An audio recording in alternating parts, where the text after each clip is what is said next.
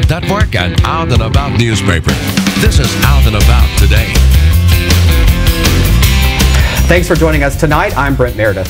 In the next half hour, Pam will check in with the Nashville LGBT Chamber of Commerce, and Chuck talks with Desmond Child and Curtis Shaw about their documentary, The Story of Roman and Nero. But first, I'm joined by my co-host and Out and About Nashville editor, Joseph Burnell, for tonight's Buzz About. Welcome, gang. Thanks for being here. Good to see you. You look like you're ready to talk. Thank you for inviting us. Oh, well, thank you for coming. I appreciate it. So, HBO's new series, Looking, I know we've heard a lot about it, finally premiered just last month. A lot of hype in front of it. Did you guys see it at all? Or? I did. Yeah, actually, I saw it last night. So 2 yays and a maybe? Or no? I guess you need HBO to watch it. Yeah, I didn't catch it yet. Well, I'll tell you what, we've got a little clip here, a little promo we're going to watch, and we'll talk a little bit more about it.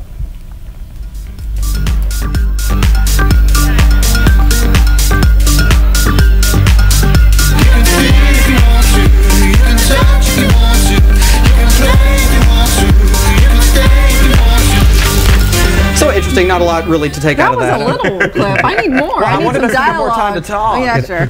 So you guys obviously saw it. What did you think about it? I thought it was good. I thought it was more real life, more realistic than some other shows in the past have looked at the gay life. Yeah. It seemed raw, gritty, and real to me. What did you think, Joseph? Well, I definitely think the show has potential. I mean, I was happy to see a diverse, cast of characters, LGBT characters on the show. So I hope that they keep that up as well. Were there any women? Yeah, there were. Okay. And now, how do you guys think it stacks up against sort of the shows maybe we've seen before, like Queer as Folk or The L Word? Queer as Folk to me was great when it came along, just because it was the first of its kind. Sure. But to me, when you look back at it, it seems very dated and not as realistic. I mean, it was very soapish, and this one seems a little more, like I said, realistic. Yeah. My only complaint really was that it went by so quickly. I wanted more than the 30 minutes. It went by so fast. So, well, anyway, let's switch topics. You need to watch it at least so we can. I might have to. Now, Jon Stewart of The Daily Show did an amazing thing recently. I don't want to do too much pre-talking, so let's just watch the clip and we'll come back to it, okay? Wow.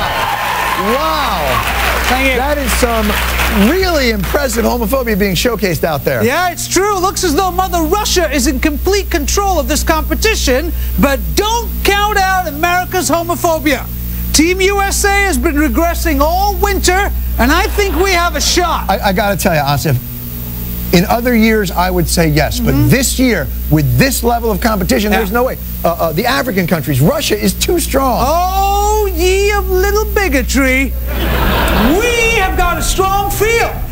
So obvious satire. Did you guys happen to catch that when it was on the air? Not until you showed us the clip. Yeah, that's when I saw it. Yeah. So obviously the Daily Show is breaking down the 2014 homophobic Olympics with all of the hype around Russia, and then of course bringing in, I want to make sure I get this right, India, Nigeria, and Uganda just last month, all passing laws essentially criminalizing homosexuality. What do you think we should take out of something like this? Obviously it was a satire, but there's a lot of truth in that, and what he was saying was, we still stack up to those countries even though they're far worse than us. Right. But what is the true message here, Joseph? What do you think? Well, I definitely think that it's a discussion that we need to have as Americans. I mean, we're fighting for marriage equality, but there are people across the world that are just fighting for their lives. Very good point. Yeah. And you know what? I also hope that this spotlights. People say, of course, the athletes should be able to compete in Russia in the Olympics. Absolutely. But I also hope that it really shows how wrong the laws are in Russia, and that needs to change. And they need to focus on Nigeria and all these other countries too, because it really it's abominable. Oh, it completely is. And I know just last month when Chris Sanders was here, we were talking a little bit about this, and of course I asked him, should we watch? And he goes, well, watch if you want to. I just don't know that I can. I know, that's what I'm wondering. So you don't know if you can. I think I'll watch because I'm at home a lot. Number one, I don't have HBO, and I'm a sports fan, and I'm just going to watch. Well, that's fine to watch, but like I said, I also hope that, and the networks say, NBC, that they will be covering that issue. They're not just going to sweep it under the rug and not try to talk about it. And I think that's good. Which is good. So I probably will try to watch the coverage, and it is hard not to watch figure skating. I'm not going to lie. So let's move on to another topic. This was a really interesting one that concerned me, actually. So the LGBT community spends 65 times more on tobacco than on civil rights. Initial reaction, Pam. Well, I hated that headline because we spend a lot of money on things that are, we spend more on a lot lot than just tobacco. Like, I bet alcohol, if they did those numbers, it'd be more. Yeah. Because when you talk about a smoker might spend $2,000, $4,000 on cigarettes, I mean, so I hated the headline. I was so surprised to see that our community smokes so much. Were you guys surprised? I mean, I know I'm older than you all. My peers don't seem to smoke. I'm not, and actually, you know, I haven't had a cigarette since September of last year. Congratulations. So thank you. I smoked for 16 years, actually, and looking back, I'm not sure why I did it. Maybe to be a cool kid, to fit in, and in reality, it was nothing like that. And to be fair, I'm guilty myself. If I'm drinking, sometimes, occasionally, that just seems to go hand in hand. It's a social activity. It's a social activity. What about you, Chuck? You need to come out of the closet as a smoker? Or? So actually, I actually started smoking a long time ago for a play that I did, and it was a social activity. I was smoking in a play, and that's when you used real cigarettes on stage. Yeah. And then I didn't realize until after how hard it was to then quit when you were at the bar or something like that. So, but yeah, I stopped though. Oh, and I read some of the comments on that article. Yeah. And a lot of people are saying I smoke because I'm nervous. And that's not the story we're hearing here, but there's some anxiety, and so a smoke might calm you down. Well, it's something to do. It gets you out of a situation or into a situation. Oftentimes you can find, it's a way to introduce yourself to someone or to talk. So, I mean, there's a lot of nuances there that I think are unique to our community.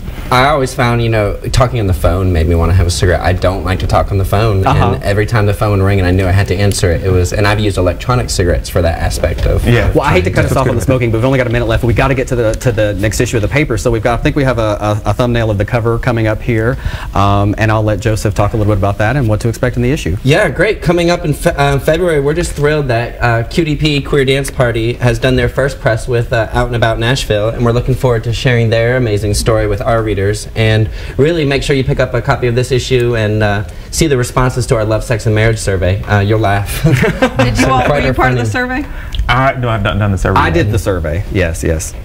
I'm not going to say anything past that. It's unanimous. It's an anonymous survey. I love the cover though, and it's a great cover. Beautiful cover. You guys are just Thank you. And I'm glad you finally cracked that nut. But anyway, we've got to get out of here. So after the break, Pam is joined by LGBT Chamber Executive Director Lisa Howe. Stay with us.